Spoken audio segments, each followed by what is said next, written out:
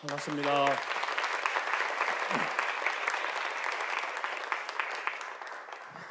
저를 백향나무 교회 목사로 소개해 주셔서 감사합니다. 네, 저희 교인들이 제가 밖에 나가서 니에미야 선생 노릇만 하고 다닌다고 매우 심란해하면서 오늘 꼭 제가 백향나무 교회 소속임을 만천에 공개하고 오라고. 니에미야보다 백향나무가 월급을 더 많이 준다고 그 얘기를. 네, 제가 백향나무 교회 담임 목사입니다. 오늘 마지막 벌써 시간이 됐고요. 말씀드린 것처럼 첫날은 우리가 그리스도인임을, 그리고 두 번째 날에는 우리가 교인임을, 그리고 오늘은 우리가 기독교 교사임을 함께 나누는 그런 시간이 되기를 바랍니다.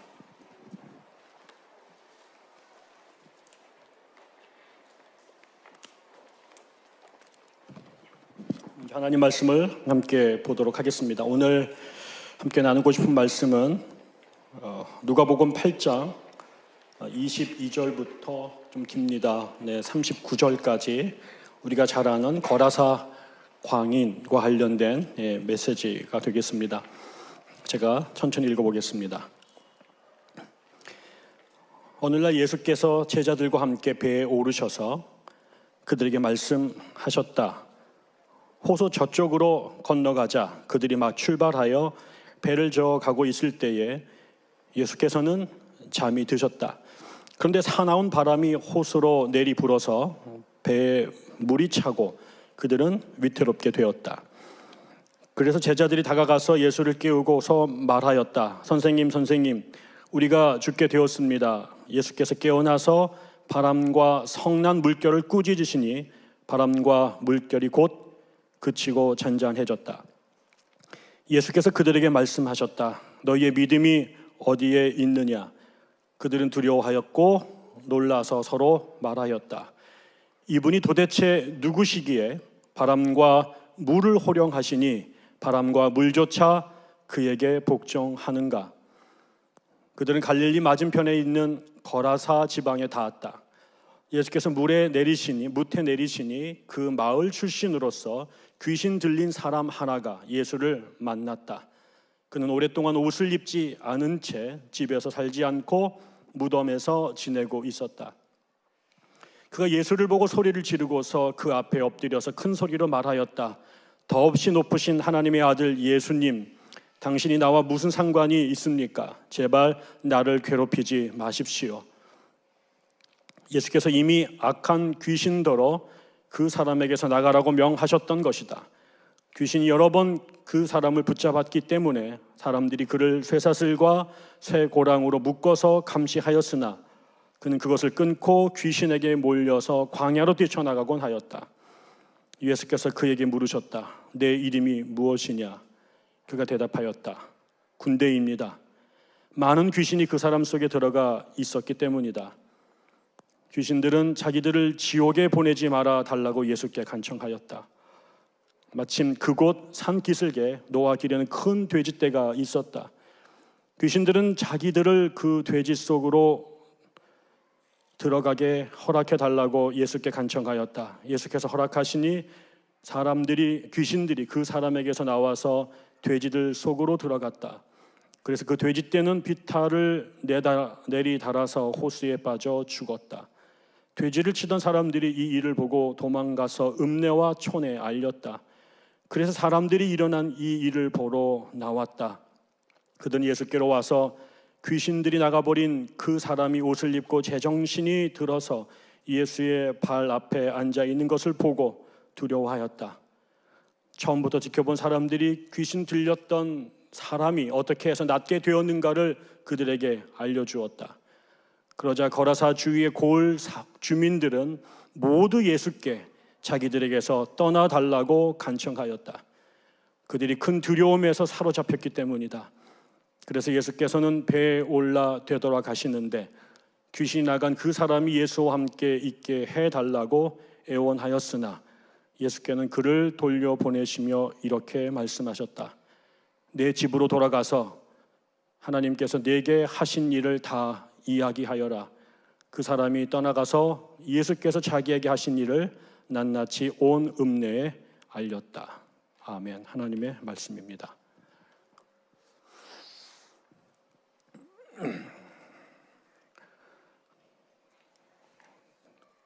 저는 학교를 오래 다녔습니다. 여러분, 저보다 학교를 오래 다니신 분은 여기 아마 아무도 없을 겁니다.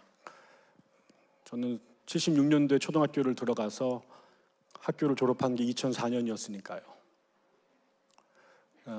저보다 학교 오래 다니신 분 있으면 물론 다 오래 다니셨군요. 지금도 학교 다니시잖아요. 제가 지금 어디 와서 무슨 짓을 이거 잘못 컨텍스트를 잘못 놓쳤습니다. 제가 네, 학생으로 말입니다. 학교를 오래 다녔습니다. 그러니까 얼마나 많은 선생님들을 배웠을까요? 사실은 오늘 제가 처음에 오늘 마지막 날 설교를 준비하면서 고민이 너무 깊어서 어떻게 할까 하다가 처음에는 내가 만난 선생님 5분 이야기를 하고 내려갈까 해서 원고를 쓰다가 그래도 그렇게 하고 나면 너무 무성의한 것 같아가지고 마지막에 한 분 정도 제가 소개를 할 생각이고요. 그리고 제가 올해 가장 많은 설교를 했던 본문이 바로 오늘 이 텍스트였습니다. 저에게는 지금 거라사가 제 가슴에 이렇게 올해의 화두로 가슴에 이렇게 꽂혀 있습니다. 그러면서 제가 지난 오랜 세월 동안 학교를 다니면서 만났던 선생님, 그리고 그 선생님들이 저에게 끼쳤던 부정적인 영향과 동시에 지울 수 없었던 너무나 귀하고 고맙고 감사한 그 영향들이 떠올랐습니다. 저도 지금 이제 학교에서 가르치고 있습니다만 제가 가르치는 학교는 너무나 세상에서 제일 좋은 학교에 있어요. 원장이 간섭을 안 합니다. 이사회도 뭐라고 안 해요. 모든 학교 행정을 저희 교수들이 다 결정할 수 있었고, 진급을 위해서 연구 업적을 요청하지도 않고 학생 모집을 위해서 연말마다 앵벌이를 시키지도 않아요. 너무 좋아요. 대신 이제 이 모든 좋음을 월급으로 증명해 주고 있죠. 돈을 안 주는 대신 네 맘대로 해라 뭐 이렇게. 그러다 보니까 버릇이 아주 나빠져 가지고요.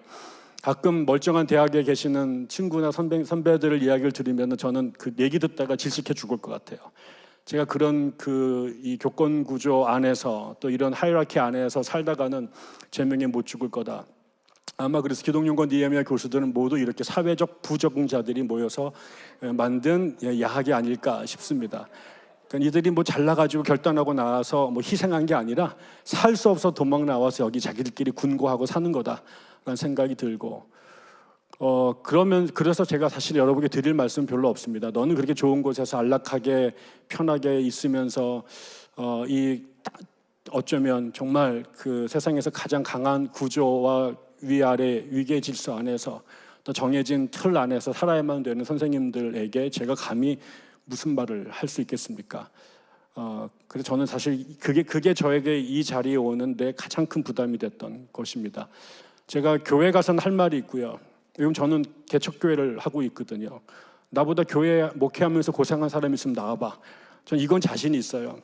제 동기들이 80명이 되는데 교회 개척 2번 한 사람 저밖에 없습니다. 그래서 제가 얼마든지 당당하게 얘기할 수 있습니다. 그리고 신학 교수들한테도 얼마든지 얘기할 수 있어요. 나는 쫓겨난 게 아니라 내 발로 학교를 때려치고 나왔거든요. 부교수 5년 차에 제가 학교를 사표를 내고 나왔습니다. 그래서 저는 얼마든지 당당하게 교수들 앞에서, 박사들 앞에서 자신 있게 나처럼 때려치고 나올래? 이런 얘기를 할 수 있습니다.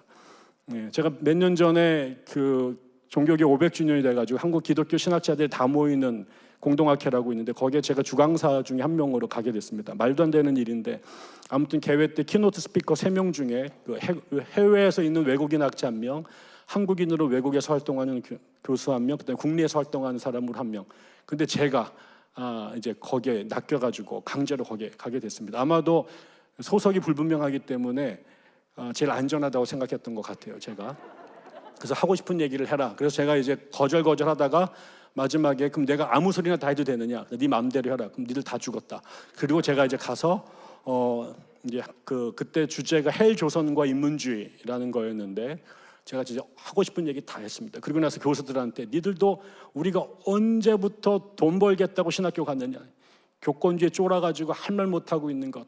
종교개혁은 신학자들로부터 출발했다. 한국 신학대 교수들이 각성하고 결단하고 일어나지 않으면 한국교회 안 변한다. 쪼냐?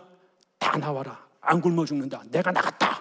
니들도 나와라. 그랬더니 난리가 났습니다. 그럼 뭐 질의응답하는 한 200명 정도 손을 들고 끝나고 나서 이제 제가 그래서 그 500명과 제가 이제 막 이제 질의응답을 했는데 끝나고 나왔더니 교수님 몇 분이 오셔가지고 오늘 말씀에 너무 도전받았습니다. 한 3초 흔들렸습니다. 막 이렇게. 그리고 나서는 이제 교수님만 계속 그 길을 가십시오. 뭐 이런 식으로. 그래서 내가 그 3초라도 흔들어 놨으면 뭐 내 할 일은 다 했다. 할 말이 있습니다. 그러나 지금 이 자리는 전혀 다릅니다. 제가 선생님께 사실은 드릴 말씀이 없고 제가 오히려 선생님들 말씀을 들어야 되지 않을까 이런 생각이 드는 자리이기 때문에 사실은 마지막까지 걱정을 했던 자리이기도 합니다. 그것도 생각해 보니까 지난번 대회 나와서 이 마지막 폐회송 그 폐회식을 할 때 선생님이 나오셔가지고 다음 대회를 준비하시는 분들이 이 보리라 찬양을 했던 것 같아요. 저는 그날 처음 들었는데요. 제 온몸에 전율이 흘렀어요. 그리고 그 주에 가서 저희 교회에 폐회성을 뜯어 고쳤습니다. 이걸로. 저희가 지금 4년째 이 노래를 매주마다 부릅니다. 그래서 사실은 지난번 대회에 제일 큰 은혜를 받은 사람은 저였습니다. 저는 이렇게 귀한 노래가 있는지 모르고 그냥 갖다가 우리가 쓰고 있습니다. 저희가 그래서 매주마다 이 노래를 부르고 또 이 노래를 부른 우리 교우들이 그 찬양을 부를 때마다 가슴이 뜨거워지는 경험들을 하고 있습니다. 제가 좋은 교사 대회 가서 훔쳐온 거다. 이거는 그래서 우리가 그 찬양을 부르고 있습니다. 그리고 사실은 여러분들이 가는 그 길이 사실은 뭐 제가 하는 목회나 기독영혼 DM의 사역하고 크게 다르지 않다는 생각도 하면서 저도 그렇게 그 길을 걸어가려고 하고 있습니다. 제가 오늘 마지막 시간에 거라사에서 있는 요즘에는 말을 너무 조심해야 돼가지고 뭐라고 표현할지 모르겠습니다. 우리는 그냥 거라사의 광인이라고 어릴 때 그렇게 불렀는데 요즘에 이제 멘탈 프로블럼 있는 분들한테 함부로 이렇게 뭐 미친놈 이런 얘기했다가는 그냥 바로 그냥 융단 폭격을 맞아서 제가 요즘에 무슨 말을 써야 될지를 잘 모르겠어요. 옛날에 했던 모든 단어가 다 틀려서 제가 수업 시간에 우리 기독연구 내외에서 맨날 혼납니다. 학생들한테. 목사님 그거 또 여혐이고 그거는 또 성인 감성이 떨어진 거고 그거는 잘못된 거고 그래서 애들이 저희 수업 시간마다 계속 손을 들어서 내가 틀릴 때마다 삑 하고 불러라. 그럼 내가 고치겠다. 수업이 진행이 안 될 정도로 제가 얼마나 많이 혼났는지 모릅니다.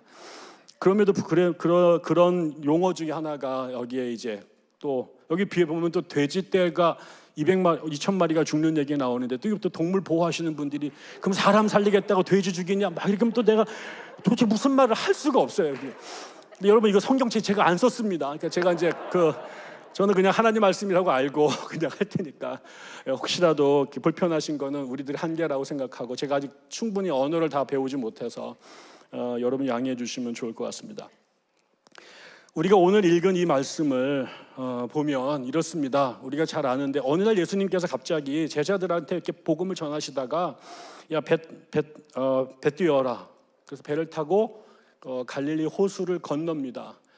여러분 아시지만 갈릴리 호수가 이렇게 동그랗게 되어 있습니다. 저 가봤습니다. 거기 안 가보셨죠? 가봤습니다. 근데 여기에서 이렇게 배를 타고 건너갑니다. 예수님께서 사시던 동네가 이렇게 되면 왼쪽 편에 여기에 가버나움이니 가나니 이런 동네들이 여기 있고 거기서 배를 타고 건너가면 여기에 데가볼리 혹은 데카폴리스 이 데카폴리스는 10개의 도시라는 뜻인데 그런 도시가 이쪽에 있었다고 그래요. 근데 여기에 배를 타고 건너가신 겁니다. 제자들은 왜 가는지 모르는데 주님께서 혼자 가시지 않고 제자들을 배에 실었습니다.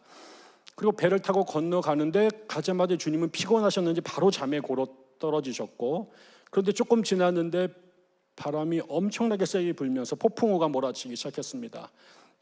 얼마나 그 바다가 어려웠는지 폭풍우가 거셌는지 제자들이 죽게 됐다고 말합니다. 여러분 아시죠? 예수님의 제자들의 대다수는 그 동네 출신들입니다. 다 어부 출신들이었고요. 그 지역을 제일 잘하는 사람이고 배를 갖고 노는 것은 뭐 당대 최고의 베테랑들이라고 할 수 있는 사람들이죠. 예수님은 목수 출신이십니다. 그 동네 배를 얻어 타긴 했겠지만 배를 짚고 다니신 분은 아니시고 잘 모르시죠. 근데 죽을 뻔했답니다. 근데 예수님께서 일어나셔서 그 폭풍우를 향하여 잠잠케 하라라고 말씀하시니까 폭풍우가 잔잔해졌죠. 그리고 건너갔습니다. 건너서 데가볼리에 도착했는데 거기 누가 나와서 맞이했냐면 여기 보니까 귀신 들린 사람이 예수님을 맞이했습니다. 했습니다. 지나가다가 우연히 만난 것 같아요, 여기 보면. 그러나 좀 보면 그 사람을 만났고 예수님께서 너의 이름이 뭐냐? 그랬더니 군대입니다, 이렇게 얘기를 하고, 그 전에, 그 얘기를 꺼내기 전에 그 귀신 들린 이 남자가 예수님을 보고 이분이 하나님의 아들인 거를 그야말로 귀신같이 알아챕니다. 귀신같이 알아챕니다. 그래서 예수님 보고 나랑 상관이 없으니까 제발 나를 좀 내버려 두시고 그냥 돌아가시오, 이렇게 말해요. 그런데 예수님께서 그다음에 네 이름이 뭐냐? 그랬더니 군대라고 말해요. 레기온이라고. 그 레기온이라는 말이 뭐냐? 그랬더니 이게 군단이란 뜻이 됩니다. 보통 3,000명에서 6,000명 정도 되는 군대 기준인데 그런 귀신이 지금 여기 들어와 있다라는 거죠. 그래서 예수님께서 이제 그 사람을 보니까 옆에 돼지를 치고 있는 사람들이 있어서 이 안에 있는 귀신들을 그 돼지떼에게 보냅니다. 그때 귀신들이 자기들을 지옥에 보내지 마십시오, 대신 저희를 살려주십시오 이랬더니 지옥에 보내는 대신 돼지떼에게 보냈고, 그 돼지떼가 바닷속으로 들어가서 2,000명 가까이 되는 2,000마리 되는 돼지들이 몰살했다, 이렇게 되어 있습니다. 그러고 나니까 동네 사람들이 이거를 보고 쫓아와서 예수님한테 와서 그 사람이 멀쩡하게 돼서 돌아와 있는 이 모습을 보고 쾌지나 칭칭 나네, 웬일인가 띵호와 이러면서 마을 잔치를 벌인 게 아니라 두려워하면서 예수님께 마을을 떠나달라고 사람들이 데몬스트레이션을 했습니다. 아마도 이 사람들이 그 돼지와 관련된 거기 돼지 사업에 투자했거나 직접 돼지를 치거나 그랬던 사람이 아닐까 싶습니다. 그리고 나서 예수님께서 그 마을을 떠나셔서 다시 본래 자리로 돌아오십니다. 이 스토리를 보면 예수님께서 거라사에 가셔서 우연히 지나가다가 그 사람을 만난 게 아니라 예수님 지금 이 엄청난 폭풍우를 뚫고 단 그 귀신 들린 그 사람을 만나기 위해서 가신 것으로 보입니다. 그리고 그 비즈니스를 끝내고 나자 다시 배를 거꾸로 타고 본래 자리로 돌아오신 거죠. 먼저 우리가 여기서 생각해 볼 게 첫 번째 이 남자입니다. 예수님께서는 거라사에 귀신 들린 한 남성을 만나러 가셨습니다. 근데 이 사람이 어떤 사람이냐? 군대 귀신 들린 사람이래요. 이 사람이 어떤 상태였느냐? 그 거라사에 태어난 사람인데 어느 날 무슨 이유인지 설명되지 않고 갑자기 귀신이 와서 이 사람을 잡았습니다. 그리고 난 다음에 이 사람의 삶이 바뀌기 시작해요. 이 사람이 자기가 어제 우리가 교회 얘기하면서 오순절날 성령이 임해서 사람들을 붙잡죠. 그래서 성령이 말하게 하심을 따라 말을 하기 시작했어요. 그때 이 사람들은, 성령에 붙잡혔던 사람들은 하나님의 나라를 선포하고 이 땅에 하나님의 나라를 세우는 도구로 쓰기 시작했는데, 군대 귀신에게 붙잡힌 사람은 어떻게 됐느냐? 이 사람은 옷을 벗기 시작했어요. 그리고 괴성을 지르기 시작했고, 힘이 너무 세서 이 사람이 휘두르는 주먹에 사람들이 다치기 시작하니까 사람들이 이 사람을 쇠사슬로 묶기 시작을 했고, 마을에서 도저히 사람들과 살 수 없었기 때문에 이 사람들은 무덤가에, 귀신이 있는 무덤가에서 혼자 그렇게 살게 된 거죠. 한 사람이 태어났습니다. 우리와 똑같은 외모와 육신을 갖고 있는 사람이 태어났는데 자기가 의도하거나 선택하지 않은 어느 날 외부에서 감당할 수 없는 힘이 그를 쳐들어와 그를 사로잡고, 그 다음부터는 그가 하나님의 형상으로 지음받은 사람인데 더 이상 그렇게 살 수 없는 존재가 되어버려요. 그렇게 되자 그를 사랑했던, 더불어 살았던 가족, 친척, 이웃, 친구들마저 이 사람과 함께 살 수 없게 되고, 그래서 결국 그는 무덤가에 죽은 사람들의 시체나 귀신들하고 살아야 되는 사람으로 격리 처분돼요. 이 사람이 옆에 있으면 사는 것이 이 사람 때문에 다 망가져요. 저희 교회에서 분쟁이 난 적이 있었습니다. 제가 목회를 하고 사람들이 들어오는데 갈등이 생겼어요. 제가 만나서 화해하고 같이 갑시다. 그랬더니 교인 대표였던 분께서 목사님, 저 사람들을 하나 받아들인 것 때문에 우리가 다 죽어요. 목사님의 그 착한 마음 때문에, 목사님의 그 착한 마음 때문에 나머지 성도들이 다 죽어요. 내보내세요. 내가 목회를 그만두지 우리 교회 있는 성도를 내보낼 수는 없다. 제 그 선택 때문에 교회가 깨졌습니다. 나머지 사람들이 다 나갔습니다. 저는 그분들의 마음을 충분히 위로합니다. 저희 아버지께서 진폐증과 폐결핵으로 쓰러지셨습니다. 그 순간 우리 식구의 모든 삶이 스톱이 됐습니다. 우리 삶 안에 그런 사람들이 있습니다. 근데 자기가 잘못한 게 아니에요. 어느 날 그렇게 돼버렸어요. 근데 그 사람이 그렇게 붙잡히는 순간 그 사람만이 힘든 게 아니라 그와 더불어 살아가는 그 사람을 사랑하고 가까울수록 그 고통이 그대로 갑니다. 어느 날 아이들이 소풍을 가다가 수학여행을 가다가 진도 앞바다에서 가라앉았습니다. 그 아이들 자체도 너무나 큰 비극이고 그 아이들 누구도 선택하지 않았어요. 그 배를 타고 싶었던 것도 아니고 그 배가 그렇게 될 거라고 아무도 생각하지 않았어요. 근데 그 아이들이 세상을 떠나고 그리고 난 다음에 그 아이들과 가장 가까웠던 사람들의 순서로 삶이 무너집니다. 이거는 이 사건이 우리의 기억 속에서 지워지고 흔적이 사라질 때까지 이거는 견뎌나갈 수 없습니다. 이 사람을 세상 사람 누구도 그렇기 때문에 제일 좋은 건 뭐냐면 빨리 없어지는 거예요. 할 수만 있다면 눈에서 치워버리면 됩니다. 저희 아버지가 그렇게 같이 있을 때 너무나 힘들었는데 요양원에 가시게 됐어요.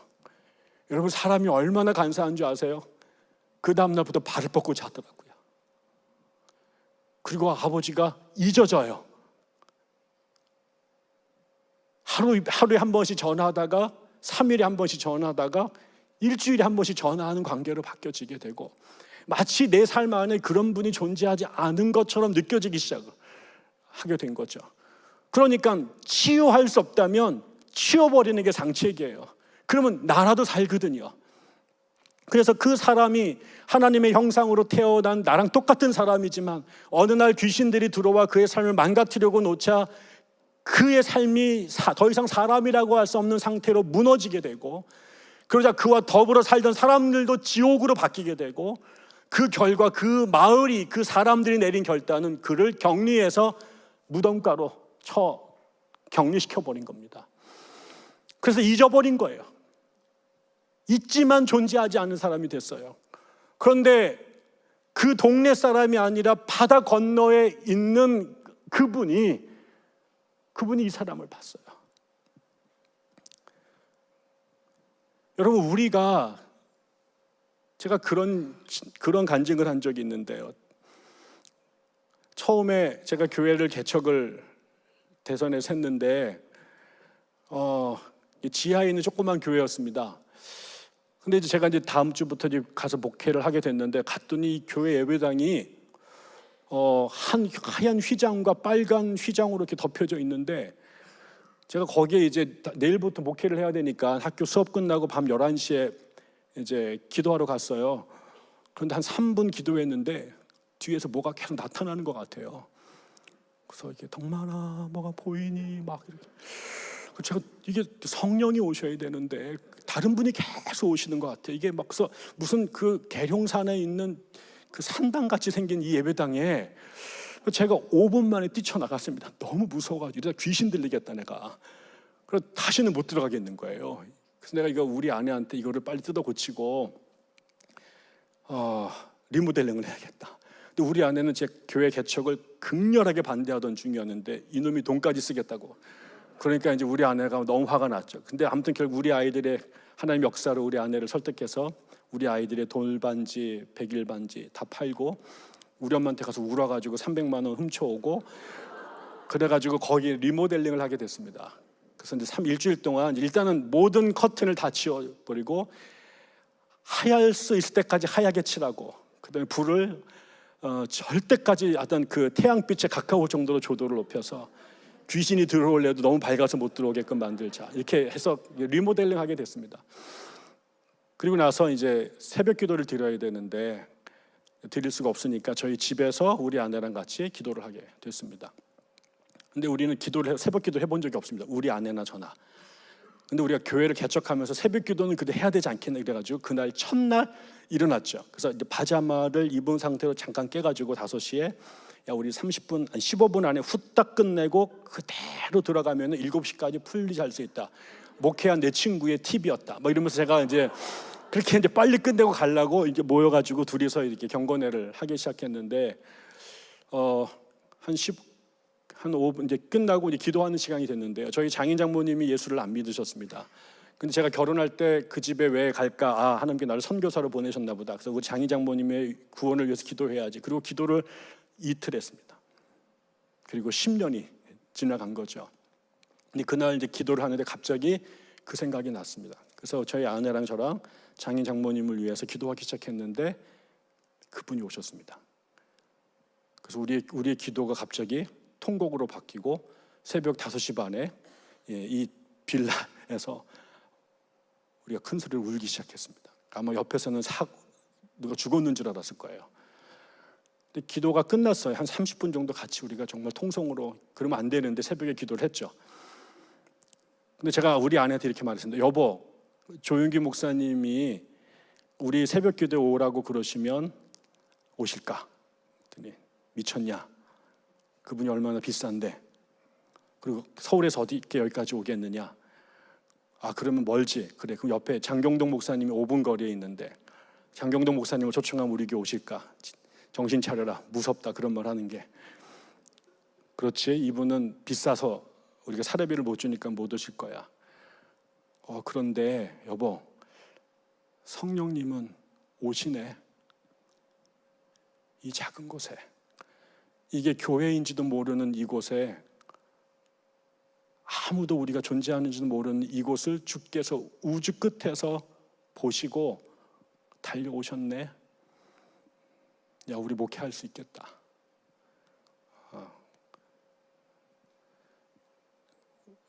아무도 그 광인을 본 적이 없어요. 그 사람들도 치워버렸어요. 그런데 바다 건너에 있는 자리에서 주께서 그를 보셨습니다. 그 다음에 제자들을 데리고 오세요. 혼자 가지 않아요. 일부러 제자들을 태웠어요. 왜? 그 자리를 제자들도 봐야 되기 때문에요. 예수님이 떠나시고 나서 또 다른 거라사로 예수님의 제자들이 가야 되기 때문에요. 세상을 뉴스나 신문으로, 유튜브로 봐서는 안 돼요.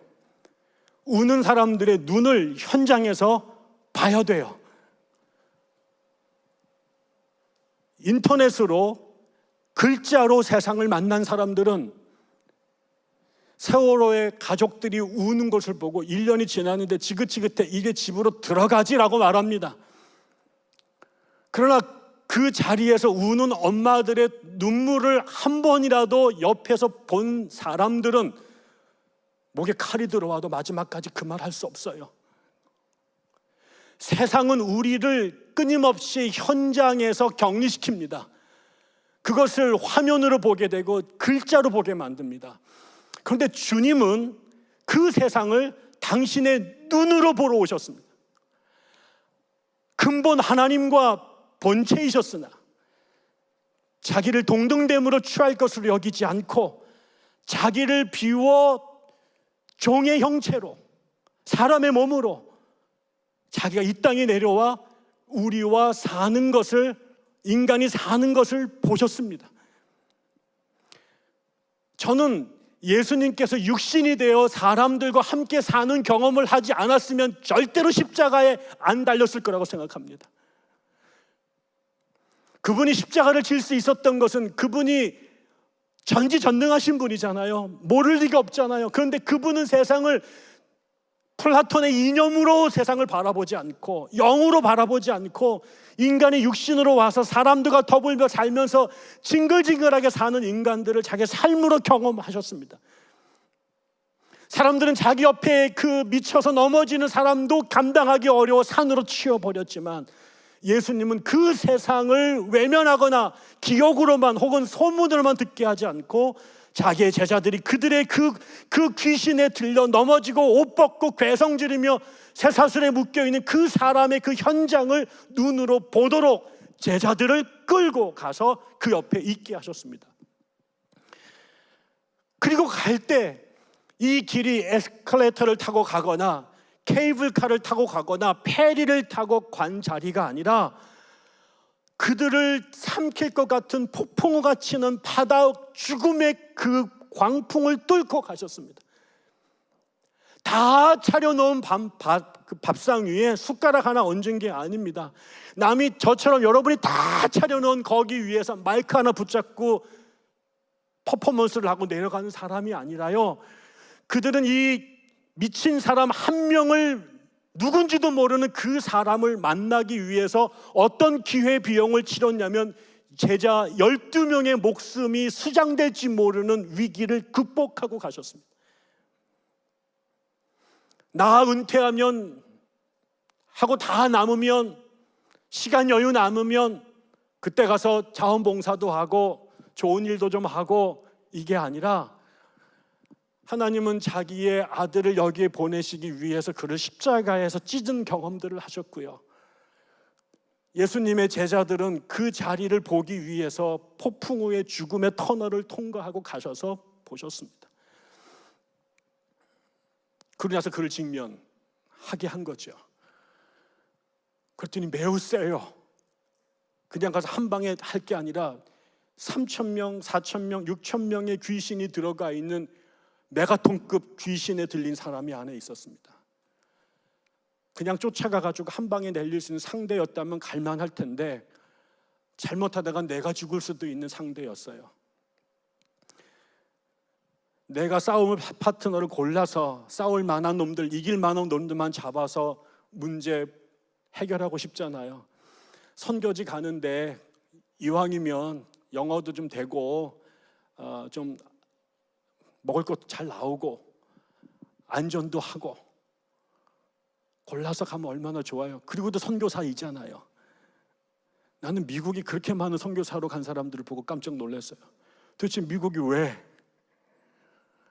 근데 제 친구는, 제가 제일 사랑하는 제 친구는 합동측 목사였는데 저희 고등학교, 대학교 제 동기입니다. 우리 고등학교 다닐 때 우리 학교 전체 1등 하던 친구입니다.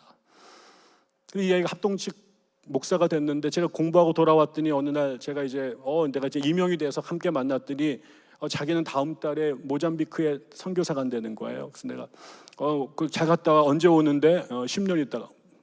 왜? 저는 세계에서 제일 싫어하는 게 선교거든요. 정말 선교 싫어해요. 하나님께 나를 선교사 보내면 정말 개종할 거예요. 저는 진짜 선교를 싫어해요. 선교지 한번 몇 번 갔다 왔는데 굶어 죽는 줄 알았어요. 그리고 막 좀 개구리 제일 싫어하거든요. 목욕탕에서도 개구리가 막 왔다 갔다 거리고 막 지네가 왔다 갔다 거리고, 나 진짜 이거 하나님 꼭 이따위로 예수를 믿어야겠습니까? 정말 이런 생각이 들 정도로 저는 다 좋은데 저만 안 부르시면 괜찮겠습니다, 이런 생각을 하고 살았어요. 그런데 그 친구가 이제 서울에 있는 교회에서 10년 동안 부목사에서 이제 수석이 돼서 좀 지나면 웬만한 교회 담임으로 갈 수 있는 그럴 만한 자질 있는 친구인데 갑자기 모잠비크에 가겠다는 겁니다. 그래서 왜 그런가 했더니 그 친구가 서울대 농대를 나왔거든요. 근데 원래 고대 기계과를 가고 싶은데 학교에서 강제로 서울대 가야 된다고 그래가지고 저는 종교학과 가고 걔는 이제 농대를 갔다고요. 그래가지고 나는 그래도 목사 되니까 종교학과 괜찮은데 걔는 무슨 죄, 21세기에 웬 농대. 그래가지고 막 우리가 그 저주를 하고 막 그랬었는데 이 아이가 어느 날 친구들 따라서 교회 청년들 데리고 모잠비크와 인도를 갔는데 거기에 사람들이 이렇게 먹을 게 없어가지고 고생하는데 여기다가 뭐 심으면 잘 먹고 살겠구만, 그걸 왜 안 하지? 이런 생각이 들더라는 거예요. 저도 단기 선교 여러 번 갔지만은 언제 집에 가지 이 생각만 했지 여기다 무슨 농작물을 실어가지고 해도 이런 생각이 든 적이 없거든요. 근데 그 다음부터 집에 왔는데 맨날 모잠비크가 꿈에 계속 나타나더래요. 지가 무슨 뭐 바울이야? 뭐 그래가지고 모잠비크 그래가지고 결국 10년 만에 모잠비크로 가겠다고 간 거죠. 그 저랑 빠이빠이 하고 간 다음 달에 모잠비크 남아공에서 1년 동안 언어 훈련하고 그 다음에 모잠비크 들어갔는데 그때 한국에 나와서 서울역에서 제가 만났습니다. 그래서 같이 밥 먹고 갔는데 그 다음 날 선교지를 가다가 교통 트럭에 그의 봉고차가 박아서 사모가 그 장에서 죽었습니다. 선교 시작한 첫날, 일주일도 안 됐는데, 그리고 그 친구도 몸이 작살이 났는데 들어와서 아내 장례 치르고 6개월 동안 기력 회복하고 자식 새끼 둘 서울에다 내려놓고 다시 모잠비크에 갔습니다. 10년을 거기서 있었어요. 어느 날 또 왔길래 왜 왔냐 그랬더니 가나 농군학교에 트랙터 자격증 따러 왔다고 그러더라고요. 내가 가지 말랬잖아 이 새끼야. 거기 왜 그렇게. 왜냐면 그 친구의 결혼식 날 제가 축가를 했거든요. 근데 그 사모가 그렇게 갔어요. 그거 알고 간 거죠. 그날의 치안이 얼마나 무섭고. 그런데 너도 그냥 저기 미국 이런 데 가지. 스웨덴이나 노르웨이 이런 데 가지. 뭐 모잠비크. 근데 거기에 갔다고요. 근데 그 친구만 가나요? 대부분의 선교사들이 그렇게 가시잖아요. 목숨을 걸고 싸울 수 없는 상대임에도 불구하고 그게 보여서 간 거예요. 우리의 삶에 이런 사람들 너무 많이 있습니다. 우리 주변에. 제 주변에도 저는 그렇게 많은 친구들이 우울증에 시달리고 조울증에 있는 사람인지 몰랐어요. 내 주변에는 온통 너무 정상적인 일만 살아서 내 주변 너무나 건강하고 너무 좋은 대학 나왔고 너무 좋은 직장 있고 너무 번듯한 데 살아서 나는 세상이 다 그런 줄만 알았어요. 이 거라석 반대편에 있는 이 동네 여기가 내가 전부 다 우주가 그런 줄 알았어요. 근데 내가 개척교회를 해보니까 기독용은 느헤미야에 내려가서 바닥에 내려가 보니까 세상에도 리그가 있더라고요. 멀쩡한 교회 못 나가는 사람들이 있더라고요. 거기는 온통 파산한 사람들, 온통 온갖 병에 걸려있는 사람들, 자식 새끼들한테 학원 한번 보내지 못하고 정상적인 자기 집이 어디 사는지를 말을 하고 살 수 없는 친구들이 그렇게 많이 있더라고요. 제 제자들이 군대에 군목이 돼서 갔는데 만났더니 그 친구들이 하는 얘기가 목사님 제가 하는 일이 복음을 전하는 게 아니라요 수많은 관심사병들 이 아이들이 사고 치지 못하도록 얘들 감시하고 상담하는 게 제 주된 일입니다. 그래서 신학교 졸업해서 목사 안수 받고 군대를 갔는데 자기를 다시 상담대학원에 보내가지고 상담을 공부하게 하고 그래서 이 아이들이 사고 치지 못하도록 부대에서 잡을 주는데 무슨 뭐 특공무술을 배워가지고 북한에 침투하고 이러는 걸 시키는 게 아니라 도서관 청소하기, 책 정리하기 이런 일들을 시킨다는 거예요. 근데 그런 아이들이 너무 많대요. 겉으로는 다 멀쩡해 보이는데 저희 교회에 있는 목사님이 소망교회 청년부 목회를 하다가 오신 분이 한 분 계신데 겉으로는 너무나 멀쩡해 보이는 전부 다 명문대 나왔고 의사 변호사를 하는 아이들이고 집안이 빵빵한 아이들인데 어마어마하게 많은 아이들이 조울증 환자고 우울증 환자래요. 끊임없이 자살을 시도하는 아이들이 그 안에 있다는 거예요. 이거는 가난한 아이들은 가난한 아이들대로 상층부에 있는 상층부 아이들대로 이 땅에 정상적인 사람이 과연 누군가 정상이란 말이 뭘까라고 말할 정도로 온통 근데 자기가 선택한 게 아니에요. 자기가 선택한 적이 없어요. 자기는 가난한 집에 태어나려고 한 적도 없고 부잣집에 태어나려고 한 적도 없어요. 자기가 그렇게 병약한 아이로 태어나기 선택한 적이 없어요. 태어났는데 어느 날 뭔가 와서 씌운 거예요. 이 사회가 그 가정이 그 집안이 그 형제가 그래서 자기 몸대로 못 살아요. 그 사람들을 예수가 찾아가셔서 대면하고 살려내신 거지요. 그런데 이 이야기가 조금 또 보면 다른 이야기가 숨어 있습니다. 매우 흥미로운 거는 이 거라사 데카폴리스라고 하는 이 자리가 알렉산드로스 대왕이 세운 도시입니다. 이 10개 도시가. 그래서 이게 헬레니즘 문화의 핵심 중에 핵심이었고 나중에 폼페이우스 장군이 BC 63년에 이 지역을 이제 그 셀루코스 왕조를 쫓아내고 거기를 점령을 했습니다. 그리고 로마 10군단이라고 하는 부대가 거기에 상주했습니다. 이 지역이 시리아와 접경지대인데, 이게 시리아가 지금도 올라가면 터키고 오른쪽으로 가면 메소포타미아 지역이고 밑으로 내려가면은 이집트가 나오지요. 그래서 이게 고대 근동의 교통 요지 중에 요지가 그쪽 지역입니다. 그래서 우리나라가 주변에 있는 강대국들이 한반도를 먹으려고 난리를 치는 것처럼 고대 근동 사회에서 이 레판토 지역이라고 하는 이 팔레스타인 지역이 수많은 제국들이 서로 올라가기 위해서 지나가던 곳이니까 끊임없이 거기서 두들겨 맞은 지역이 정말 팔자 사나운 곳에 태어난 곳이 이스라엘 사람들이었던 거죠. 그래 거기에 한때는 페르시아가, 한때는 그리스가, 그 다음에는 로마가 거기를 점령했고, 그때마다 이스라엘은 주인을 바꿔가면서 식민지 살이를 해야 됐던 겁니다. 그게 자그마치 500년, 600년이었습니다. 근데 특히 이 데카폴리는 그렇게 한때는 그리스 사람들이, 그 다음에 지금 예수님 때부터 AD 13년인가 16년, 15년 경부터 로마 군대가 거기를 점령하고 있었습니다. 그러니까 우리로 따지면 용산과 같은 곳입니다. 용산이 얼마 전까지 미군이 주도했었잖아요. 45년 이전에는 그 자리에 일본 군대가 있었습니다. 그리고 청일전쟁 그 이전까지는 청나라 군대가 주도하고 있었습니다. 그쪽 동네 사람들은 뭐 먹고 삽니까? 군인들과 관련된 일들을 하면서 사는 거잖아요. 그러니까 이 지역이 그렇게 로마 군대가 지배하고 있었고, 그런데 여러분 그 로마 군대의 상징이, 제10군단의 상징이 몇 가지가 있습니다. 근데 그 중에 황소도 있고요, 또 하나가 멧돼지입니다. 로마 이 제10군단의 깃발에. 그리고 여러분 여기에 보면 이 사람들이, 예수님께서 귀신들을 쫓아내는데 어디로 보내냐면 돼지한테 보내잖아요. 그 지역이 돼지를 치는 사람들이 있었어요. 근데 여러분, 유대인들은 돼지고기를 안 먹습니다. 유대인들은 구약에 돼지가 먹으면 안 되는 대표적인 음식 중에 하나잖아요. 그리고 이스라엘은 역사적으로 돼지와 특별한 인연이 있어요. 아시는 것처럼 그 지역이 그리스가 점령을 하게 되면서 이 이집트 지역에는 프톨레미우스 왕조가 세워졌고, 다 그리스 사람들인데 동쪽 시리아부터 페르시아까지는 셀루코스 왕조가 세워집니다. 근데 그 중에 그래서 이 두 왕조가 나중에 서로 이 레판토 지역을 먹으려고 싸움을 했기 때문에 이 지역이 한때는 이집트 이 프톨레마이우스 왕조가 지배하기도 하고, 어쩔 때는 셀루코스 왕조가 지배하기도 했습니다. 그러다가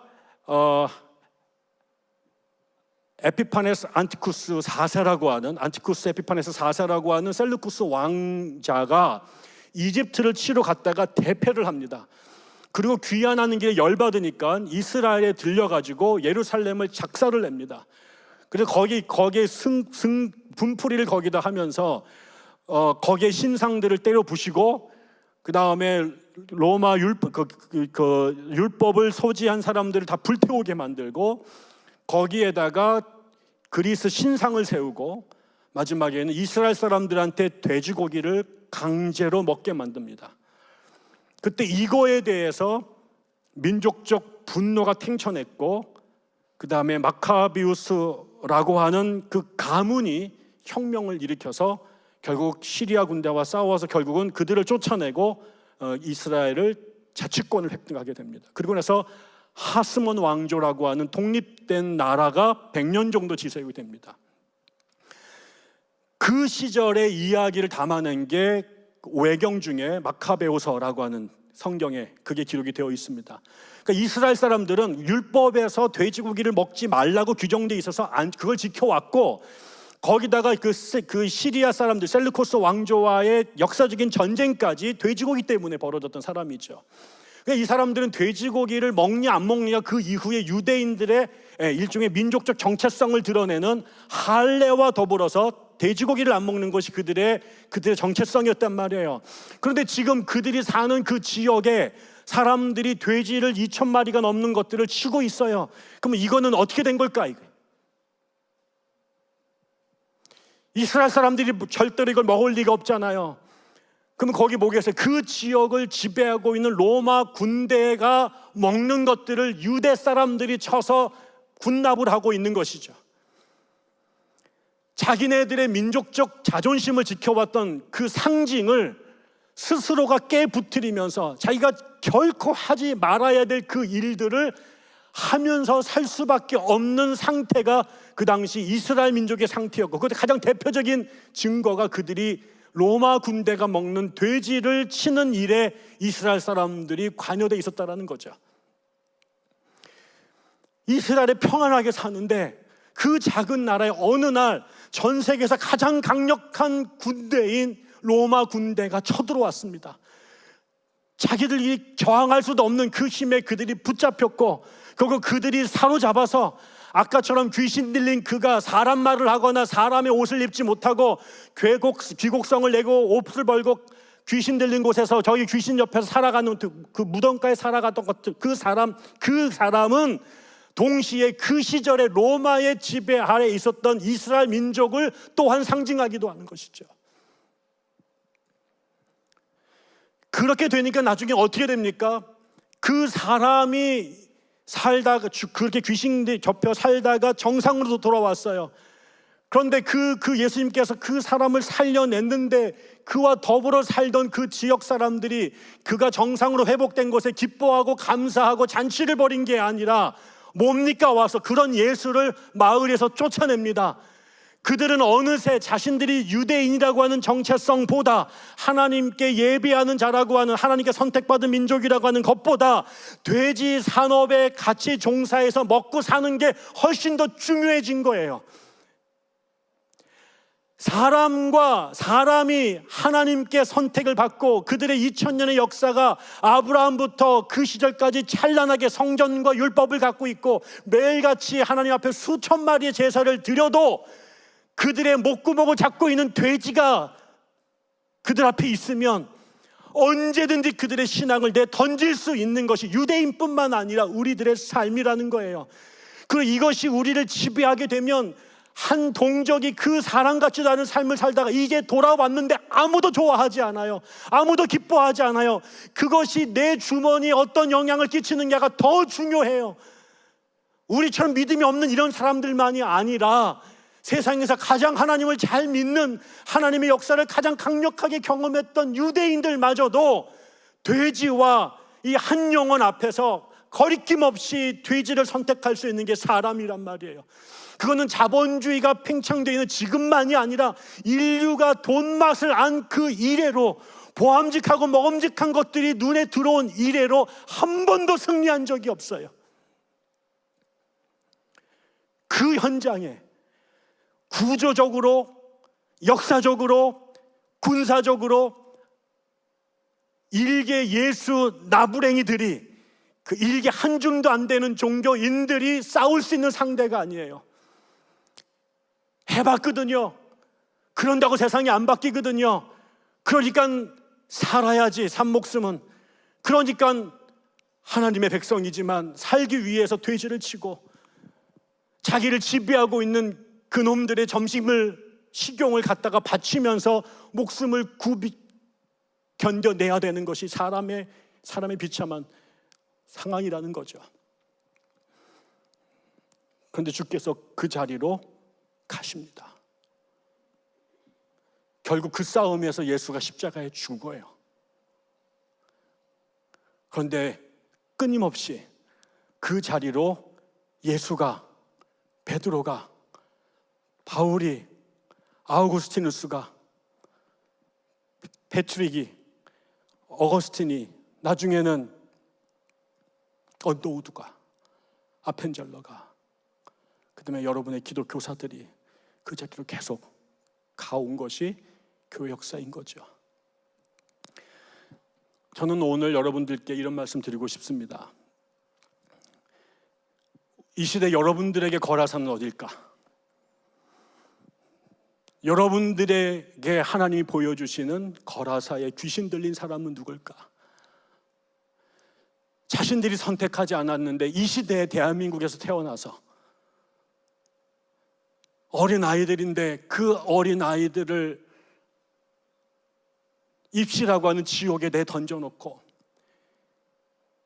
만인 대 만인의 투쟁이 벌어지는 이 야만과 같은 정글의 속에서 이 아이들이 살아남기 위해서 끊임없이 이 속에서 살다가 한 번도 사람으로서 자신들의 것들 누려보지 못하고 공부하는 기계로 그 아이들의 점수로 평가받는 그 세상 속에서 저는 그 아이들이 이 시대의 거라사의 귀신 들린 사람들 아닐까. 저는 여러분에게 몇 가지 주문하고 싶습니다. 첫째, 여러분들의 눈으로 여러분들의 삶에 있는 거라사의 귀신 들린 아이들을 찾으셔야 됩니다. 예수님의 눈에 그 청년이 보였습니다. 아무에게도 관심 받지 못했습니다. 세상은 치워버리고 싶었습니다. 치워버릴 만한 합당한 현실적인 이유와 논리가 있었습니다. 그러나 하나님께는 그 어떤 생명도 인간이 정한 기준의 근거에서 폐기 처분될 쓰레기는 존재하지 않습니다. 하나님은 멀쩡한 사람들, 좋은 집안에서 태어난 사람들, 정상적인 사람들만을 위해 예수 그리스도가 이 땅에 오신 게 아니고 이 땅에 정상적인 사람들만을 위해서 예수가 십자가에 달려 죽은 게 아니라 하나님에게는 그 귀신 들린 그 사람도 하나님 자식이고 예수 그리스도의 마지막까지 흘린 피방울도 그 청년을 위해 흘린 것입니다. 세상 사람들은 안 보이는 그 사람이 예수의 눈에는 보였습니다. 여러분들이 성령을 받은 사람이면, 여러분이 하나님의 사람이면 세상 사람들 눈에 보이지 않는 그 호모사케르들, 쓰레기들, 그냥 치워버리고 싶은 그 인간들, 그러나 하나님 눈에는 보이기 때문에 내려올 수밖에 없고 십자가를 칠 수밖에 없는 그 사람들이 여러분의 자리에서 여러분의 눈에 보이셔야 됩니다. 여러분이 하나님의 사람이라고 하는 증거가 방언도 아니고 공중부양도 아닙니다. 예수님에게는 치워버릴 수 없는, 눈 감아도 보일 수밖에 없는, 갈릴리 호수가 가로막고 폭풍우가 가로막아도 보일 수밖에 없고 갈 수밖에 없는 그 사람들, 그게 여러분들의 눈에 보이셔야 됩니다. 나를 오늘까지 끌고 왔던 것은 나를 발견해 주셨던 선생님들이 계셨기 때문에 그렇습니다. 부모가 한 번도 돈 봉투 갖고 찾아온 적이 없고 선생님께 짜장면 한 그릇 대접한 적이 없는 가난한 집의 아이였지만, 그런 아이들 틈에서 나를 보셔서 나를 찾아오셔서 내 손을 붙잡아주고 격려했던 선생님들, 그 선생님들이 저를 그 무덤가에서 끌어내셨거든요. 저는 부디 기독교사 운동에 참여하는 분에게 성령이 임하셔서 세상에 누구도 발견하지 못했던 그 무덤가에 처박혀 있는 그 한 영혼을 귀신같이 잡아내는 눈이 열리기를 주의 이름으로 축원합니다. 두 번째, 그곳으로 가셔야 됩니다. 발견하고 관찰하고 멀리 두는 게 아니라 그들 옆으로 가야 됩니다. 사람들이 치워버리고 못 보도록 가로막고 온갖 이념과 교원 영색으로 그들을 가로막지 있지만 여러분께서 그들 옆으로 걸어가 주셔야 됩니다. 그 길을 가는 것이 어렵습니다. 왜 내가 굳이 사회가 치워버린 아이들, 우생하게 근거하면 양질의 사과를 맺기 위해서 가지쳐 내야만 할 이 아이들을 왜 굳이 오지랖 넓게 뭐 잘났다고 네가 나서서 거기에 가느냐라고 빈정대는 사람들이 많을 것입니다. 쉐인 클레어본이 이런 얘기를 했어요. 여러분이 지나가다가 노숙자를 만났는데 그 사람에게 여러분이 동전을 하나 던져주면 사람은 여러분을 선한 사마리아인이라고 박수를 칠 겁니다. 그러나 여러분이 그 사람과 함께 살겠다고 말하는 순간 세상은 당신을 공산주의자라고 공격할 것입니다. 가셔야 됩니다. 근데 그 가는 길이 험합니다. 폭풍우가 가로막습니다. 사람들이 그 길을 압니다. 미리 가봤기 때문에 압니다. 간 사람들이 다시는 가지 말라고, 가면 개고생이라고, 죽불 난다고 그 길 가지 말라고 말합니다. 그런데 누군가는 걸어갑니다. 누가요? 예수쟁이들이요. 왜요? 그분이 먼저 그 길을 가셨거든요. 그리고 우리를 초청하셨거든요. 나를 따르라. 예수님이 간 그 길이 청와대의 정상에 있는 것도 아니고, 서울시 교육감에 있는 그 자리도 아니고, 타워팰리스의 옥상도 골든층도 아니라 기껏 따라간다고 데려가신 그 자리가 정신이 나간 사람이고, 사람들이 흉물스러워서 버린 사람들이고, 쳐다보기 싫은 사람들이고, 사회의 진입을 막아야 될 사람들인데, 예수는 굳이 그런 데로만 가십니다. 아무도 안 가니까요. 그런데 누군가는 가서 살려내야 되거든요. 예수님께서 99마리의 양들을 내버리고 한 마리의 잃어버린 양을 찾아간다고 말합니다. 이 설교를 우리가 수억만 번도 들었을 겁니다. 선교로 나가야 된다, 전도해야 된다라고 수많은 얘기들 합니다. 그런데 교회가 그 건져내야 될 그 한 마리의 양들을 스스로 자격 조건을 규정해 버립니다. 아무나 잃어버린 양이 아니에요. 우리가 찾아야 될 그 양은 우리를 불편하게 데리고 와서 우리를 불편하게 하면 안 돼요. 우리가 사랑해야 될 한 마리의 양은 그런 사람들이 아니라고. 겉은 그렇지만 껍질을 까보면 사회에서 늘 그랬습니다. 여러분의 자리에서 그 잃어버린 양들에게로 여러분들이 가셔야 됩니다. 간다고 공산주의자라고 말할지 몰라요. 레디컬하다고 말할지 몰라요. 급진적이라고 말할지 몰라요. 진보라고 말할지 몰라요. 자유주의자라고 말할지 몰라요. 그런데 누군가가 그 길을 갔습니다. 세 번째,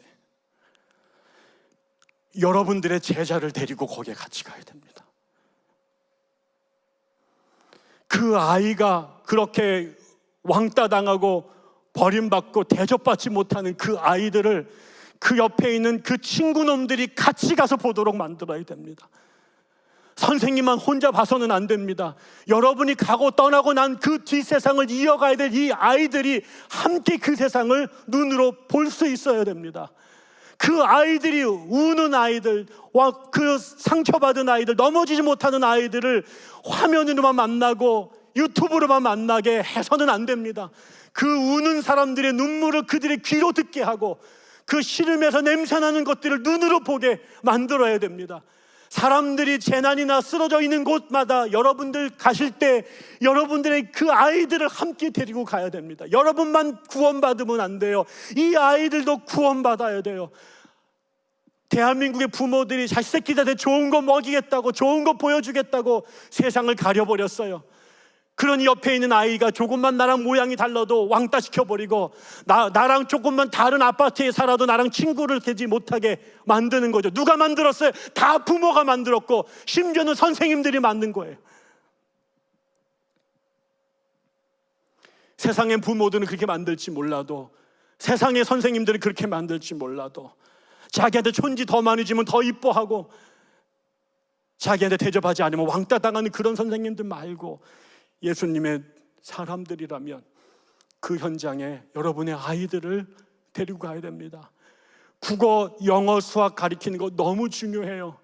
그러나 여러분들이 무슨 과목을 가르치든 간에 여러분이 가르치는 그 아이들이 심장이 뛰고 사람의 가치를 인정할 수 있는 아이로 자라게 만들어야 돼요.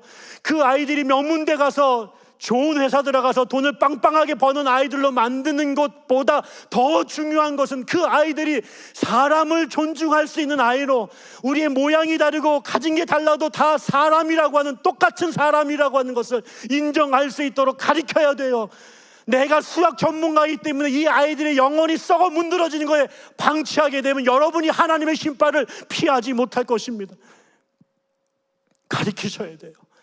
아이들이 그 현장을 볼 수 있도록 눈을 열어주셔야 돼요. 아이들의 심장이 뛰고 피가 뜨거운 아이들로 만들어 주셔야 돼요.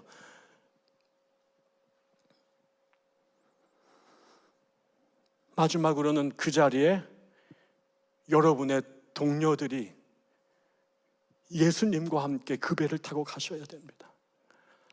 여러분, 무섭습니다. 그런 사람을 괜히 공동체가 뛰어서 산속에 집어넣는 게 아닙니다. 마음은 원인데 물속에 빠진 사람을 내가 눈으로 봤는데 내가 내 힘으로는 이 사람을 건져낼 자격이 없어요. 힘과 능력이 없어요. 다 죽어요, 들어가다가는. 우리에게는 수영 전문가가 필요하고요, 보트가 필요하고요, 구명정이 필요해요. 혼자서 살릴 수가 없어요. 우리가 그 아이를 봤는데 나 혼자 감당하기가 어려워요. 그래서 함께 그 일을 할 사람들이 필요합니다. 먼저 해본 사람이 후배들한테 가르쳐 주셔야 되고, 혼자 가지 않고 2인 1조로 가야 될 때가 있고, 어쩔 땐 떼거리로 몰려야 될 때가 있어요. 가기 전에 전략을 세워야 될 수도 있고, 작전 회의를 해야 될 때도 있고, 아니면 돈을 같이 각출해야 될 때도 있어요. 그러라고 하나님께서 이 단체를 만들어 주신 것 아닐까요? 각자 그 길을 가야 되는데, 목표를 봤는데 혼자 걸어갈 힘이 없을 여러분들에게 그 길을 같이 가자고 손 잡아주고 어깨 동무해줄 친구들을 붙여주신 거잖아요. 옆에 있는 사람들은 여러분의 라이벌이 아닙니다. 익명의 누가 아닙니다. 이 험한 이 거라사의 그 항해를 같이 가라고 한 배 태워준 예수님의 제자들입니다. 옆에 있는 사람들이 여러분을 살릴 것이고, 여러분이 쓰러졌을 때 여러분을 일으켜 세워줄 것이고, 그리고 여러분이 흔들릴 때 여러분의 마음을 잡아줄 것입니다. 그리고 기억하십시오. 여러분 뒤에 주님이 계십니다. 여러분이 그 길을 가기가 너무너무 어렵잖아요. 나 혼자 가다가 잘못되면 어떡할까? 누가 그렇더라고요.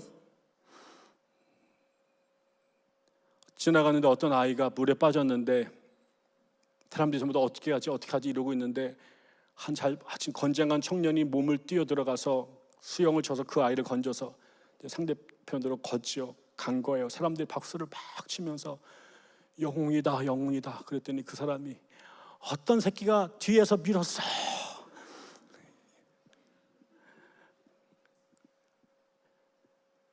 그렇지만 여러분이 물에 뛰어드시면 주님이 함께 뛰어드십니다.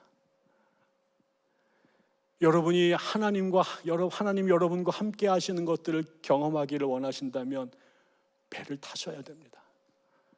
그 자리에 주님이 같이 계십니다. 때로는 졸고 계시는 것 같아요. 나 혼자 낚여가지고 폭풍 속에서 나만 죽는 것 같아요. 억울하고 환장할 것 같아요. 근데 어느 순간 그분이 일어나십니다.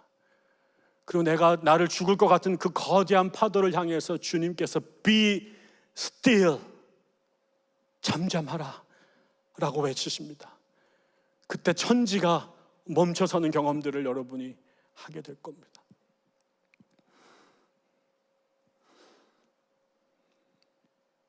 제가 중학교 때, 저는 인천에 있는 부평 동중을 다녔습니다.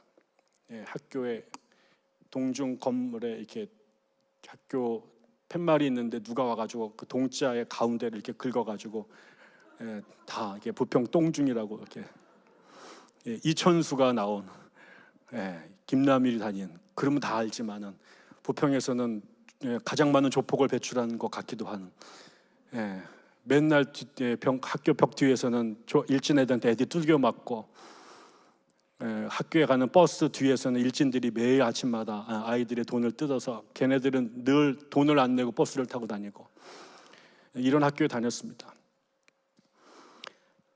저는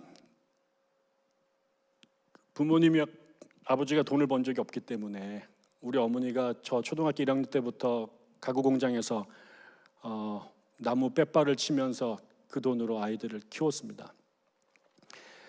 저는 중학교에 가면서 우리 엄마가 고생하는 게 눈에 보였고, 내가 할 수 있는 것은 빨리 고등학교를 졸업해서 어머니를 돕는 거다라고 생각을 했습니다. 그래서 저는 빨리 공부를 마치고 인천에 있는 공고를 가든가 상고를 가서 엄마를 도와야 된다라는 생각을 하고 학교를 다녔습니다. 그러다가 어느 날 어제 말씀드린 그 브라사부리가 사건이 벌어졌습니다.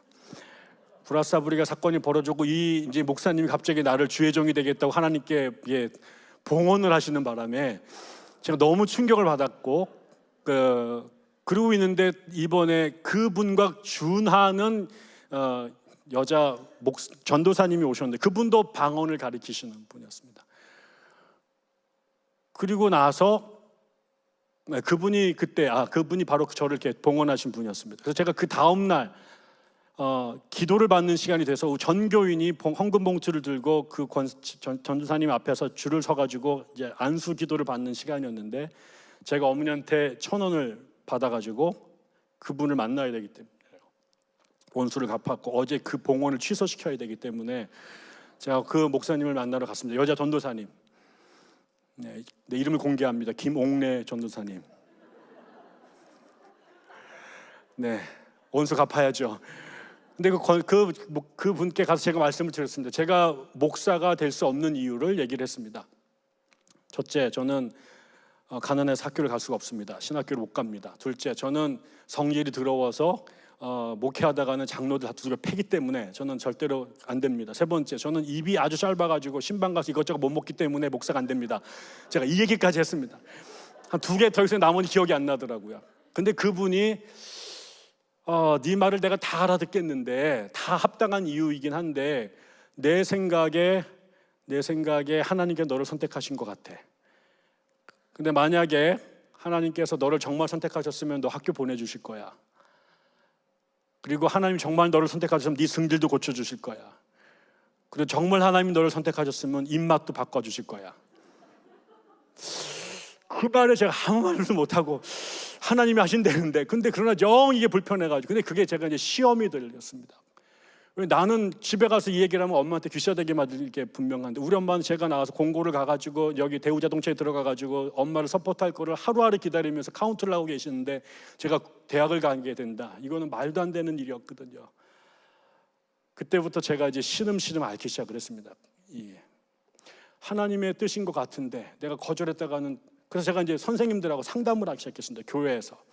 그래서 우리 교회 선생님들한테 상담을 했더니 그 양반들이 다 기도해보자고 그러더니 그 다음에 야 그런데 말이야 서원했다가 지 마음대로 딴 길 갔다가 50대 가지고 암 걸리고 뭐 사업 망해서 돌아온 사람들 많다 이런 얘기를 3명이 했습니다. 제가.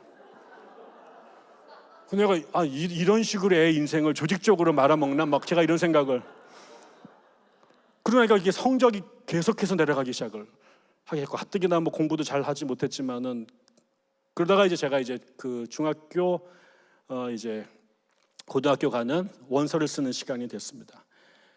근데 이제 우리 선생님이 안화식 선생님이셨는데 부평 동중에 계시다가 나중에 재물포고등학교에 가셨는데 그 이유는 제가 모르겠습니다. 은퇴하셨을 것 같은데 3학년이 됐는데 이 선생님 반이 됐어요. 근데 안화식 선생님은 우리 학교에서 전설의 깡패였습니다. 경북대학교 사범대학 출신으로 영어 선생이었는데 까만 뿔테에 제가 2학년 때 옆에 있는 반 애가 그 선생님한테 조직적으로 집요하게 두들겨 맞는 것을 전 국민이 다 알았기 때문에 근데 3학년이 딱 됐는데 안화식이 들어온 겁니다. 엿됐다 진짜 이 3학년 이렇게. 근데 아니나 다를까요? 이분이 영어 선생님이신데요. 엄청나셨습니다. 우리 반에 딱 3학년이 됐는데 애들이요. 무슨 정말 이상한 애들이 매 시간마다 싸웁니다. 근데 이게 싸움을 하는 게 그냥 하는 게 아니라 한 10명이 동시다발적으로 쉬는 시간만 되면 막 애들이 진짜 무슨 미친 듯이 싸움을 했습니다. 그런데 이상하게 선생님을 다 알아요. 그러고 나서 종례 시간 되면 지명해가지고 싸운 새끼들 앞으로 나와. 이러고 나서 야구방맹이로 이렇게 10대씩 때렸습니다. 그 다음부터는 싸웠지. 그 다음에 쉬는 시간에 교무실로 찾아와가지고 선생님 우리 싸웠습니다. 그러면 3대로 끝난다. 근데 안 하고 걸리면 10대다. 처음에는 우리가 그냥 싸우고 이게 딱 씻었는데 기가 막혀. 분명히 뿌락지가 있었던 것 같습니다 반에. 그래서 이게 마대를 10대씩 맞게 되니까 그 다음부터 우리 반 애들이 막 싸우고 가자. 가가지고 이제 3대 맞고 돌아오고 이렇게 했습니다. 그러더니 이게 점점 그러더니 어느 날 이제 막 또 싸우고 이제 갑자기 조용해집니다. 그럼 이 양반이 밖에 들어와서 쉬는 시간인데 창문을 이렇게 쳐다보고 있어요. 그러면 현장에서 걸리면 죽는 겁니다. 이때 20대입니다 막. 그러니까 이게 이렇게 되니까 점점 지나더니 우리 반에서 싸움이 사라지기 시작해요. 너무 다 맞았거든요. 안 맞은 애들이 없거든요. 그러더니 그 다음에 선생님이 오시더니 저녁에 자습을 하는데 우리 학교 모든 선생님들이 저녁 자습 시간에 테니스를 치셨습니다. 근데 우리 선생님은 테니스를 안 쳐요. 그 뒤에 와가지고 앉아가지고 신문하고 책을 보는 거예요. 자습 시간에 우리가 놀아야 되잖아요. 근데 이 인간이 뒤에 앉아가지고 공부를 하고 있어요. 그러니까 우리 반 애들이 이제 공부를 안 할 수가 없는데 졸잖아요. 그럼 또 와가지고 머리통을 딱 대가지고 공부해 이 새끼들. 그래서 또 그러니까 막 졸려도 잘 수가 없고 공부를 안 할 수가 없게 됐습니다. 그 다음에 청소를 하는데 저는 선생님이 마대자루를 갖고 청소하는 중학교 선생님을 처음 봤습니다. 청소를 같이 하세요. 근데 이 청소 시간에 원래 일진 애들은 다 놀고 똘만 애들만 이렇게 청소하는 거였는데 그러니까 나중에 또 이해가 걸려가지고 또 얘네들도 말을 이렇게 한 20대씩 맞으니까 일진 애들이 청소를 하기 시작을 같이 한 거죠. 선생님과 같이. 근데 반이 깨끗해지기 시작했습니다. 그 다음 달이 됐는데 애들이 이렇게 1등하고 꼴등하고 짝을 져줘요. 그래가지고 4명씩 조를 만들어요. 그래서 월말고사가 끝나면 1등한 팀이 아니라 지난달에서 성적이 제일 많이 오른 조를 선생님께서 그 당시에 10,000원을 줬습니다. 82년도에. 그래서 4명이 부평에 처음 생긴 롯데리아에 가서 햄버거를 사 먹고 영화를 볼 수 있는 돈을 주셨어요. 우리 반 애들이 눈이 뒤집어지기 시작을 한 거죠. 그런데 우리 반이 어떤 반이었냐면 딱 됐는데 제가 딱 보니까요. 우리 반의 일진의 3분의 2가 우리 반에 있어요. 쉬는 시간마다 애들이 조그만 애 두들겨 팼습니다. 그런 반이었습니다. 진짜 무서운 애들이 뒤에 다 있었어요. 첫 번째 월말고사를 치렀는데 3학년 13반, 11반인가 중에서 우리 반이 11등을 했습니다. 그것도 아주 큰 격차로. 그리고 봄 운동회를 나갔는데 전 종목 예선 탈락을 했습니다. 우리 반이. 그래서 정말 쓰레기다 진짜 이거. 전국에 쓰레기 다 모아놨다. 이게 우리 반이었습니다. 3학년 11반. 근데 이 반이 아까 선생님께서 같이 강목으로 애들을 두들겨 패기 시작을 하고 그 싸움이 사라지기 시작을 하고 삥을 뜯는 놈들이 없어지기 시작하고 일진들이 같이 청소를 하기 시작했고 1등 아이들이 꼴등과 같이 공부하기 시작을 하고 롯데리아에 취해가지고 같이 경쟁을 하기 시작을 하고 선생님과 더불어 야사를 하기 시작을 했죠. 3학년 2학기에 운동회를 했는데 저희 반이 전 종목 우승을 했어요. 그리고 3학년 2학기 마지막 월말고사에서 우리 반이 1등을 했습니다. 그 어간에 제가 이제 선생님과 이제 진학 상담을 하게 된 거죠. 선생님께서 이제 농담으로 덕만이 이제 실업계 갈 아이들과 이제 인문계 갈 아이들을 이제 결정하는 시간이었는데 저한테 덕만이 가난하니까 공고 가야겠네 막 이렇게 했어요. 그래서 예, 공고 가야죠. 할렐루야. 이랬더니 진짜? 그랬더니 네. 또 잠깐 나와봐 이렇게 들어가셨어요. 그래 이제 제가 이 얘기를 했죠. 제가 집이 어려워서 인문계를 갈 수 없는 상황이다. 근데 선생님께서 한참 가만히 계시더라고요. 일단 엄마 데리고 와라. 근데 그 전에 덕만아 너 뭐 하고 싶니? 네가 경제적으로는 공고를 가야 되는 게 맞는데 너 뭐 하고 싶니? 저는 선생님이 늘 무서워가지고 말도 제가 못하고 이렇게 한번 땡땡이 치다 걸려가지고 귀싸대기 열 대 맞은 다음에 안 하시게 앉자만 둬도 막 제가 구한하사가 올 것 같은 그런 존재였거든요. 근데 이 선생님이 그날 저를 만나고 자기 방에서 면담을 하시는데 한 번도 볼 수 없는 얼굴이세요. 이분이 이렇게 선하신 분이었던가? 근데 이분이 덕만아 네가 뭘 하고 싶니? 그래요. 선생님 저 목사가 하고 싶습니다. 근데 불가능한 꿈입니다. 선생님 저는 안 됩니다. 선생님 가만히 계세요. 덕만아 나는 네가 목사가 되면 참 좋겠다.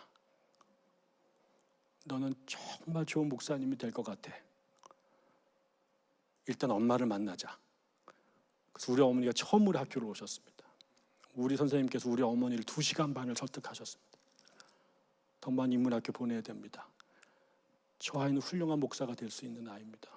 어머니, 그래서 우리 어머니가 그날 엄청난 근심을 하고 집에 돌아오셨습니다. 그리고 그날 아버지랑 싸우셨어요. 우리 아버지는 펄펄펄 뛰고 안 돼. 근데 우리 어머니는 선생님이 보내랍니다. 그 다음날 학교에 갔어요. 선생님께서 저를 다리 부르셨습니다. 덕만아, 너 인문계 가라. 그리고 꼭 신학대학교 가라. 내가 지금은 총각이고 돈이 한 푼도 없지만 3년 후에 네가 대학 갈게. 너 첫 등록금 내가 내줄게. 나 찾아와. 내가 네 뒤에 있다는 거 잊지 말고 꼭 인문계 가라. 그리고 나서 다음 날 점심시간이 됐는데요. 선생님께서 막 뛰셔오셨습니다. 그리고 덕만아, 너 잠깐 와봐라. 거기에 지금 우리 인천에 서인천 고등학교라는 학교가 새로 생기는데 이게 저 시골에 있다. 인광중학교라는 학교가 없어지면서 그걸 인문계 학교를 세우는데 1기 애들 중에 장학생을 모집을 한다. 50명을 뽑는데 여기에 선발이 되면 3학년 동안 학비를 안 내도 된대. 너 갈래? 제가 사실 그 학교가 있는 거 봤어요. 딱 봐도 똥통이잖아요. 저 시골에 있고 인광중학교 시골에 있는 거기 사람도 안 살아요. 거기 논밭 위에 학교 하나 딱 있는 거 제가 알아요. 그래서 내가 이거 쳐다도 안 봤어요. 그런데 그날 선생님이 오셔가지고 네가 이 학교 가면 정말 좋을 것 같다. 가자. 어머니하고 제가 상의도 묻지 마. 그냥 가. 그래서 선생님께서 추천서 쓰셔가지고 오늘이 지금 오후 4시까지가 마감이라는 거예요. 그래서 제가 그 학교를 갖고 수업 뒤에 다 땡땡이 치고 선생님께 가라고 그래서 제가 그 지원서를 붙잡고 학교로 달려갔습니다. 갔는데 그 학교의 지원이 전교 1% 안에 들은 아이들만 뽑아요. 아니 3%. 근데 제가 성적이 계속 내려가가지고요. 제가 6% 안에 들었는데 3% 안에 못 들었습니다. 갔는데 25명이 저까지 왔어요. 50명을 뽑는데. 그래서 저까지 뽑았어요. 제가 25명에 25등으로 들어갔습니다. 근데 그 학교가 그 25명에게 올인을 했습니다. 그래서 하루에 2시간씩 따로 모아서 선생님들이 이 아이들을 가르쳤어요. 전부 다 저 같은 아이들이 모인 아이들입니다. 그리고 그 선생님들이 저를 설득해서 대학에 보냈습니다. 저는 교회를 오래 다녔어요. 좋은 목사님들 만났고 선생님들도 많이 만났습니다. 그러나 제 삶의 고비마다 저를 무덤에서 끄집어내줬던 사람들이 계세요. 전부 다 학교 선생님들이셨습니다. 중학교 때 그 선생님, 고등학교 1학년 때, 2학년 때, 3학년 때 우리 선생님, 대학에 가서 만났던 저의 지도 교수님, 서울신학대학교 가서 만났던 나의 지도 교수님, 미국 유학에서 만났던 나의 스승님, 이분들이 한 푼도 없었고 가난했고 미래도 없었던 저에게 다른 친구들에 비교해서 전혀 드러날 게 없었던 저를 보셨어요. 부모도 보지 못했고 친척도 보지 못했고 심지어 교회 선생님들도 보지 못했던 그 사람들을 우리 선생님께서 보셨어요. 그리고 그 선생님들이 저한테 올인하셨어요. 우리 반 모두가 그렇게 된 건 아니었지만 그 선생님이, 제가 말씀을 드렸던 안하시 선생님이 그날 나에게 그 제안을 하지 않으셨다면 그 선생님 쥐뿔도 없는 총각이, 월세방에 사는 총각이 자기 등록금을 내겠다고 저는 문명히 찾아가지 않았을 거예요. 그렇지만 한 번도 누구도 나에게 그 얘기를 해준 사람이 없어요. 너는 좋은 목사가 될 수 있을 거야. 나는 네가 대학에 갔으면 좋겠어. 네가 갈 수 있도록 내가 최선을 다해 도와줄게. 그리고 나서 제가 서인초등학교에 갔을 때 선생님께서 제물포로 가셨는데 거기에서 우리 제물포고등학교 서인초고등학교로 오신 선생님이 계셨대요. 근데 그 선생님한테 전화를 걸어가지고 선생님한테 저를 부탁했대요. 선생님, 제가 그 어린 아이를, 가난한 아이를 밀어서 서인촌에 보냈습니다. 그 똥통학교에. 근데 보내고 제가 잠을 못 잡니다. 그 아이가 잘못되면 다 제 책임입니다. 제발 선생님, 덕만이 좀 기억해 주시고 그 아이를 위해서 제발 좀 도와주십시오. 보석 같은 아이입니다. 그 아이가 잘 될 수 있도록 제발 도와주십시오. 제가 대학에 붙고 났더니 그 제물포고등학교에서 오신 선생님께서 저에게 전화를 안하시 선생님한테 거셔서 덕만아, 이제는 전화해도 된다. 안 선생님께서 매일매일 너를 위해 기도하셨다. 여러분, 선생님들이 아무것도 아닌 것 같잖아요. 그렇지 않아요. 여러분, 한 사람 한 사람이 예수님이세요. 여러분, 한 사람 한 사람이 수많은 거라사의 광인들을 살려내는 예수님들이십니다. 잘못하면 여러분들을 어떤 누군가는 평생 저주할 수 있는 그지 같은 인간이 될 수도 있지만 여러분들이 예수의 심장으로 그 아이들을 건져내 주시면 여러분 때문에 사람의 인생이 바뀌고 그 아이가 어떤 일들을 하게 될지 아무도 모릅니다. 저는 말 재주가 없고 지식이 부족하고 영성이 부족해서 여러분들을 변화시킬 수 없습니다. 그러나 이 자리에 저를 보내주신 여러분들, 그리고 하나님 앞에 그 감사하는 마음으로 여러분께 진심을 담아 권고합니다. 여러분, 저에게 안하시 선생님이 다가와 주셨던 것처럼 여러분들이 아니면 절대로 대접받지 못할 그 아이들, 그러나 진흙 속에 갇혀있는 그 보석 같은 아이들을 끄집어내주는 하나님의 사람들로 그 자리 지켜주십시오. 여러분들이 교장이 못 될 수도 있고 교육감이 못 될 수도 있고 대부분의 사람들에게 잊혀진 존재가 될지도 모릅니다. 그러나 누군가가 여러분의 눈길을 기다리고 있습니다. 누군가가 여러분의 손길을 기다리고 있습니다. 누군가가 여러분의 말 한마디를 기다리고 있습니다. 가기 어렵지만 여러분이 주님 앞에 무릎 꿇고 여러분을 드리면 여러분의 눈을 열게 해주실 것이고 다가가게 만들 것이고 그들에게 주님의 이름으로 손을 내밀 것입니다. 그 아이가 살아날 것입니다. 부탁드립니다. 나의 말을 덕만이의 말로 듣지 말고 예수님의 말씀으로 들어주십시오.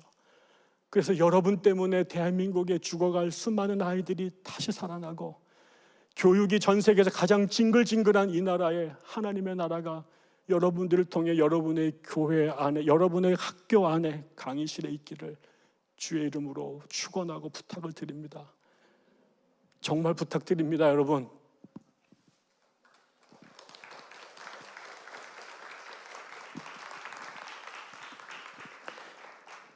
기도하겠습니다. 하나님 아버지, 당신이 부르신 귀한 사람들이 있습니다. 저들도 사람입니다. 외롭고 무섭고 피하고 싶은 자리이지만 당신을 믿게 된 이유만으로 그 자리를 더 이상 밥벌이의 자리가 아니라 거라사 광인의 무덤을 뒤집는 하나님의 나라로 보냄받은 선교사들입니다. 하나님, 같이 가주십시오. 저 자리를 회피하지 않도록 거기에 남아 끝까지 이 사람들만을 통해서 구원할 수 있는 어린 생명들을 살려내는 그 일에 당신의 제자가 되어 당신과 함께 그 자리에 있을 수 있도록 도와주십시오. 돌아서고 싶을 때, 때려치고 싶을 때, 걷어차고 뛰쳐나가고 싶을 때가 수없이 많겠지만 그때마다 당신이 함께 해주시고 함께 그 자리에 있을 친구와 동료들을 보내주시고 성령의 능력과 지혜를 부어주셔서 그 자리를 지키게 하여 주시고 저들의 눈빛과 입술과 손끝을 통해 그 기회가 아니었으면 버려졌을 귀한 생명을 다시 일으켜 세우는 일에 하나님의 손길들, 하나님의 사람들 되게 도와주십시오. 하나님이 이들을 통해 일하실 일들을 기대합니다. 특별히 이 기독교사 대회 좋은 교사 운동을 축복하셔서 무너져 내리는 한국 강단과 학교를 다시 세우는 하나님의 기적의 사람들이 될 수 있도록 도와주십시오. 정부가 아무리 망쳐놓고 세속의 이념이 아무리 이 시대의 아이들을 병들게 할지라도 하나님의 성령의 휘가 맞아서 예수의 뜨거운 심장으로 거라사를 향하여 당당히 오늘도 바다를 건너는 저들을 통해 이 나라의 학교와 교육을 다시 살리시고 이 땅에 하나님의 진리가 강물처럼 흐르는 세상을 만드는데 가장 존귀한 자들로 여기에 머리 숙인 사람 한 사람 사용하여 주옵소서. 이 공동체가 있으므로 한국 사회가 구원받고 이 사람들이 있으므로 한국의 학교들이 살아나는 그 놀라운 광경을 우리의 눈으로 볼 수 있도록 주여 역사하여 주시옵소서. 하나님이 행하실 일들을 믿고 끝까지 그 자리를 지킬 수 있도록 주여 격려하시고 권능을 부어주시고 권능과 지혜를 끝까지 한없이 부어주시옵소서. 하나님이 행하실 일들을 기대하며 감사하며 예수님의 이름으로 기도드립니다. 아멘.